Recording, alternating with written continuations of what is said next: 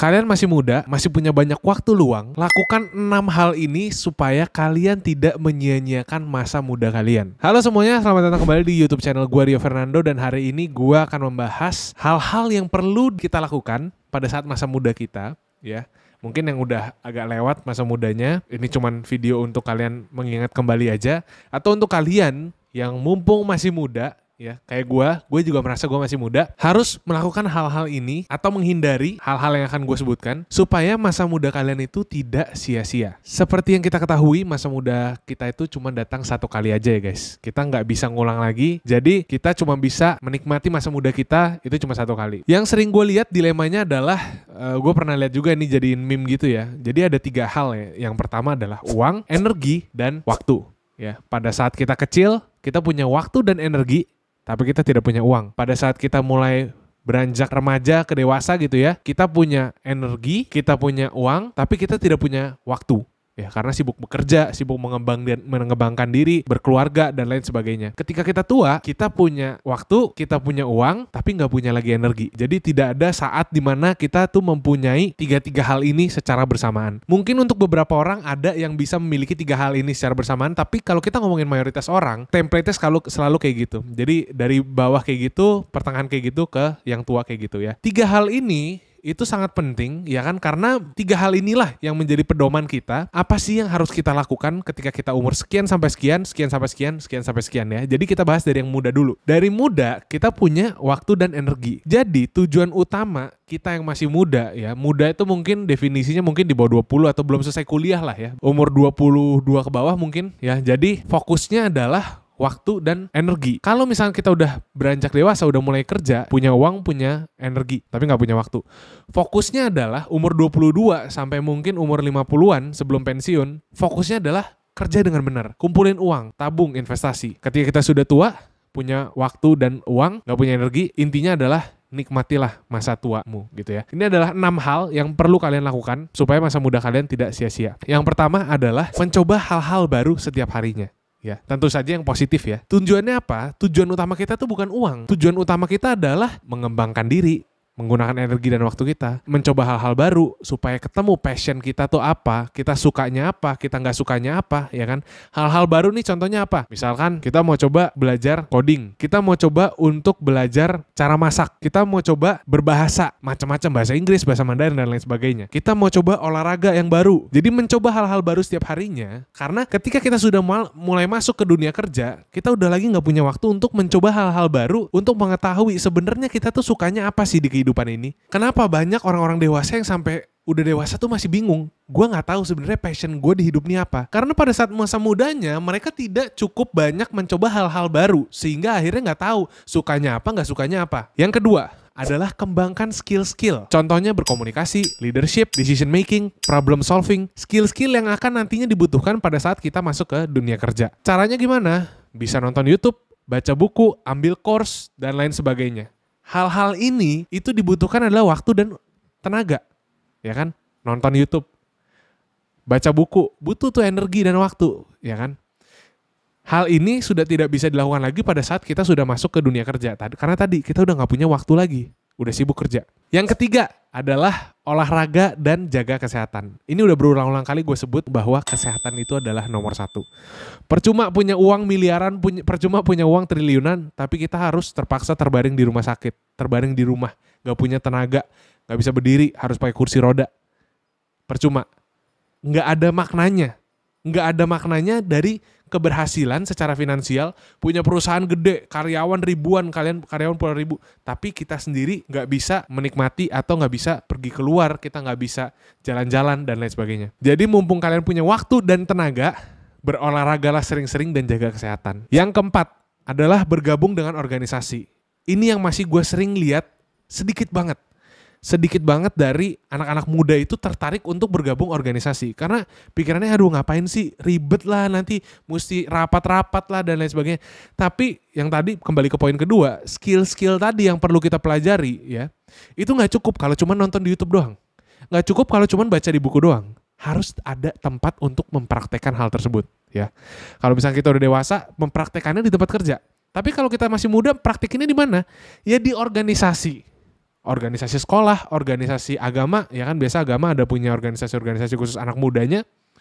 Organisasi inilah menjadi tempat kita mengimplementasikan ilmu-ilmu yang kita dapat sehari-hari dari pembelajaran, dari YouTube, dari buku, dari course, dan lain sebagainya. Yang kelima, yang perlu kalian lakukan adalah menghindari kebiasaan-kebiasaan buruk atau lingkungan yang buruk. Ya, kadang-kadang kita sebagai anak-anak atau orang-orang yang masih muda suka meremehkan. Ya udahlah, gue nggak akan terpengaruh, gue nggak akan begini begitu.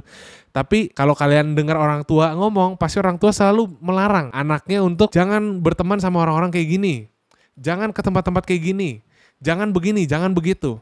Kenapa bisa ada larangan-larangan tersebut ya? Karena orang tua sudah pernah melewati, orang tua sudah tahu akibatnya dari lingkungan atau kebiasaan-kebiasaan yang buruk. Apalagi khususnya ketika kita masih dalam masa-masa muda kita, dalam umur-umur yang masih cukup muda gitu. Ketika kita muda, kita itu lebih gampang terpengaruh karena kita belum punya satu pendirian, prinsip, value yang kita pegang sehingga kita lebih gampang terpengaruh oleh lingkungan kita. Itu udah ada studinya dan lain sebagainya, kalian bisa cari di internet ya. Intinya pada saat kita masih muda, kita itu jauh lebih gampang terpengaruh daripada saat kita sudah berumur dewasa gitu ya. Jadi penting banget menghindari kebiasaan-kebiasaan dan lingkungan yang buruk. Nah yang keenam ini adalah yang terakhir ya, yang menurut gua paling penting ya, berhubungan dengan yang tadi juga ya, adalah sayangi orang tua kalian. Gimana caranya? Dengerin. Kalau orang tua kalian ngomong, ngelarang ini, jangan kayak gitu, harus kayak gini. Kenapa? Orang tua itu sudah jauh hidup lebih lama. Kita nggak bisa bilang lah, kalau pengalaman kita udah pasti kalah. Pengalaman itu ukurannya adalah usia, berapa lama kita udah ada di bumi ini. Jadi tentu aja orang tua udah pasti menang itu ya. Tapi kalau kita ngomongin tentang kebijaksanaan itu beda cerita. Tolak ukur kebijaksanaan bukan berdasarkan berapa lama mereka tinggal di dunia ini, tapi berapa banyak belajar dari pengalaman-pengalaman tersebut ya. Jadi orang bisa berumur 50 tahun, bisa punya pengalaman seperti orang umur 50 tahun, tapi kalau dia nggak punya kemampuan untuk belajar dari pengalaman dia nggak akan pernah bisa menjadi orang yang bijaksana. Ya, jadi kalau secara pengalaman kita pasti udah pasti kalah. Kalau kebijaksanaan belum tentu, itu tergantung masing-masing orang ya. Tapi kalau kita ngomongin pengalaman kita udah pasti kalah. Jadi dengerinlah orang tua kalian. Nah, ini adalah salah satu yang poin penting yang pengen gue bahas dan mungkin salah satu yang gue sesalin dari pada saat gue muda gitu ya. Biasanya pas kita masih muda itu kita masih naif, kita belum bisa berpikir secara dewasa ya. Biasanya kita jadi lebih gampang, lebih mudah untuk merasakan kemarahan atau dendam terhadap orang tua kita. Kalau kita dilarang terus, ini itu dilarang, nggak boleh kayak gini, nggak boleh kayak gitu, nggak boleh pulang malam, harus kayak gini, harus kayak gitu, harus ikutin kata-kata orang tua. Kadang-kadang kita jadi merasa kok kayaknya hidup kita diatur banget gitu, jadi nggak adil dan lain sebagainya lah ya. Nah biasanya kita belum bisa mengerti nih hal-hal yang dilakukan oleh orang tua kepada kita ya. Tapi yang perlu dicatat adalah kenapa poinnya adalah sayangi orang tuamu gitu ya. Karena ketika orang tua kita memberikan sesuatu arahan gitu ya, jangan kayak gini, jangan kayak gitu, atau harus kayak gini, harus kayak gitu ya. Kadang-kadang memang caranya orang tua itu menyampaikan itu kadang-kadang memang nggak betul gitu ya. Tapi kita perlu lihat bahwa intensi dari orang tua kita yang menasihati kita itu sebetulnya baik. Tapi yang bikin kita kesal adalah cara penyampaian orang tua kita gitu. Tapi yang perlu kita ingat adalah orang tua kita itu adalah manusia juga. Mereka orang-orang yang sama seperti kita masih dalam tahap pembelajaran. Masih belajar gimana sih cara menyampaikan ke anak yang baik supaya anak tuh dengerin. Gimana sih caranya menjadi orang tua yang baik. Orang tua itu juga sama seperti manusia pada umumnya. Mereka masih belajar. Dan sangat wajar jika melakukan kesalahan. Semua manusia bisa salah. Semua manusia bisa melakukan kesalahan. Tapi yang perlu kita lihat adalah intensi di balik tindakan-tindakan mereka tadi. Mereka memberikan kita nasihat. Bukan berarti ingin mengatur kehidupan kita supaya nggak adil dan lain sebagainya. Tapi tujuannya adalah supaya kita tidak jatuh ke dalam jurang. Kita tidak melakukan kesalahan yang fatal gitu. Supaya masa muda kita tidak sia-sia. Intinya sebenarnya itu. Cuman kadang-kadang memang cara penyampaiannya salah. Dan memang ini gak semua orang tua. Ada juga kok di dunia ini orang tua yang gue tahu memang bisa dibilang jahat lah ke anaknya. Tapi gue yakin mayoritas orang tua itu gak kayak gitu. Gue yakin mayoritas orang tua itu punya intensi yang baik. Hanya saja orang tua itu kadang-kadang juga belum tahu nih caranya gimana sih yang tepat untuk mendidik seorang anak. Sehingga akhirnya anaknya malah menyimpan kebencian, dendam terhadap orang tuanya gitu. Jadi kalau misalkan kalian nonton video ini, benar-benar pikirin, ya kan, karena masa muda ini udah gak bisa diulang lagi. Pikirin apa tadi 6 poin yang gue sebutin, kalian pikir sendiri, apakah ini betul atau tidak, ya kan.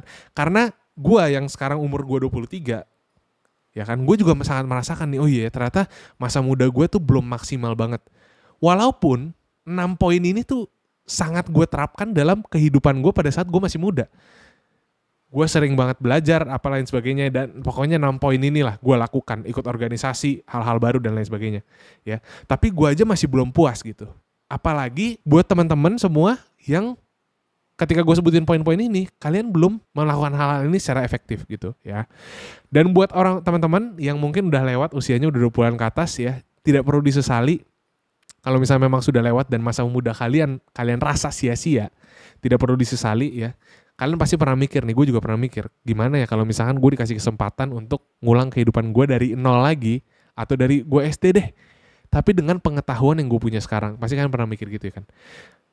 Jangan khawatir, jangan takut. Kalau kita punya pemikiran kayak gini, mindsetnya kayak gini, kalau gue umur 23, gue sebenarnya masih bisa mengulangi kehidupan gue full 23 tahun lagi, itu masih 2-3 kali lagi. Anggap gue umur 23. Gue tinggal anggap aja sekarang gue umur 0 lagi. Gue hidup sampai umur 23 lagi. Itu gue usia baru 46 tahun. Which is masih muda banget buat manusia di zaman sekarang yang ekspektasi kehidupannya itu di atas 80 tahun. Gue gak tahu sih sebenarnya kalau ekspektasi kehidupan di Indonesia berapa spesifiknya, gue belum cari. Tapi kalau kita punya pola pikir seperti itu, kita tidak akan pernah menyesali apa yang udah pernah terjadi di belakang. Gue umur 23, gue masih bisa ngulang 3 kali lagi men. At least 3 kali lagi. Berarti gue bisa umur 69 tambah 23, 80, ya mungkin 90-an lah ya. Kalau gue hidup sampai 90-an. Atau 2 kali lagi lah at least. Jadi kalau kalian pernah mikir, coba gue dikasih kesempatan untuk ngulang kehidupan ini sekali lagi, kalian bisa kok. Jadi jangan hanya dipikirkan, lakukan itu. Lakukan, jalani hidup kalian seolah-olah kalian tuh umur 0 lagi. Karena ini belum telat, masih ada kesempatan, kalian masih sangat muda, kita masih sangat muda. Jangan sia-siakan masa muda kalian. Kalau misalkan kalian merasa terbantu, kalian merasa ini video bermanfaat, jangan lupa untuk share, like, and subscribe. Itu aja untuk video kali ini. Thank you guys for watching. See you in the next video.